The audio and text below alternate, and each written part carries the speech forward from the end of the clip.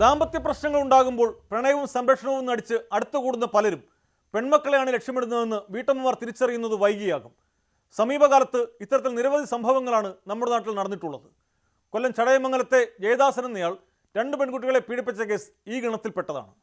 ഒപ്പം താമസിച്ചിരുന്ന സ്ത്രീയുടെ പ്രായപൂർത്തിയാകാത്ത മകളെ പീഡിപ്പിക്കുകയും നവജാത ശിശുവിനെ കൊലപ്പെടുത്താൻ ശ്രമിക്കുകയും ചെയ്ത ഇയാൾക്ക് ഒടുവിൽ കോടതി കടുത്ത ശിക്ഷ തന്നെ വിധിച്ചു. 2012 നടന്ന സംഭവത്തിൽ ഇരട്ട ജീവപര്യന്തമാണ് കൊട്ടാരക്കര കോടതി പ്രതിക്ക് ശിക്ഷ വിധിച്ചത്.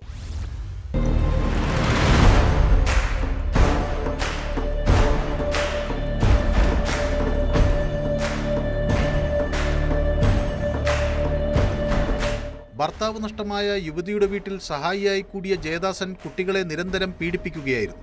ഒടുവിൽ മൂത്ത പെൺകുട്ടി ഗർഭിണിയായ വിവരം നാട്ടുകാരിൽ നിന്ന് മറച്ചുവെക്കുകയും 2013 പെൺകുട്ടി വീട്ടിൽ പ്രസവിച്ചപ്പോൾ നവജാത ശിശുവിനെ കൊലപ്പെടുത്താൻ ശ്രമിക്കുകയും ചെയ്തു.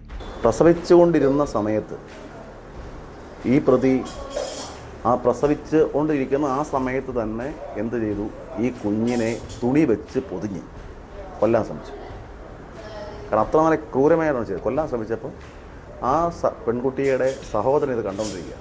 സഹോദരൻ ഓടിച്ചെന്ന് അമ്മയോട് പറഞ്ഞു, അമ്മ ഇതുപോലെ ഓടിവാ, ഇതുപോലെ ചേച്ചിക്ക് വേദന എടുക്കുന്നു, കുഞ്ഞ് താണ്ട് വെളിയിൽ വന്നു, അപ്പോൾ അവിടെ കൊച്ചച്ചൻ ഇതുപോലെ അതിനെ തുണി വെച്ച് പൊതിഞ്ഞായിട്ട് ചെയ്യുമ്പോൾ അവർ ഓടി വന്നപ്പം, അതായത് പുക്കിൽ കൂടി കട്ട് ചെയ്തിട്ടില്ല, കട്ട് ചെയ്യാതെ തന്നെ ഇത് കൊല്ലാൻ ശ്രമിച്ചിട്ടില്ല.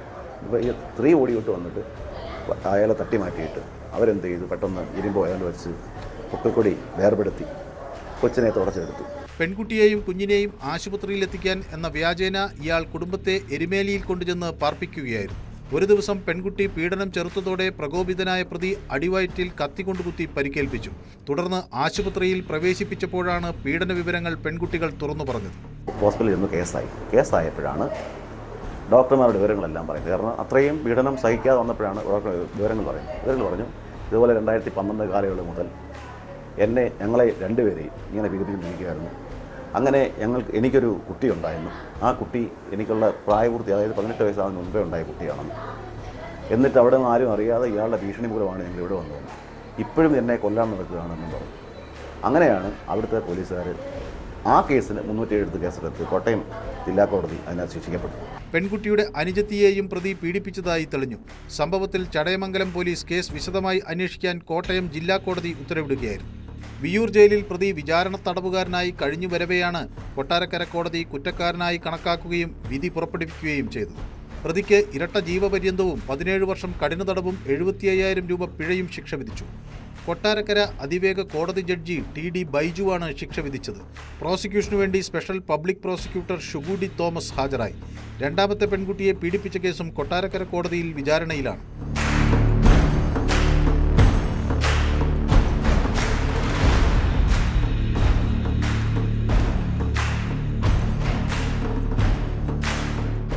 ന്യൂസ് 18 കൊട്ടാരക്കര.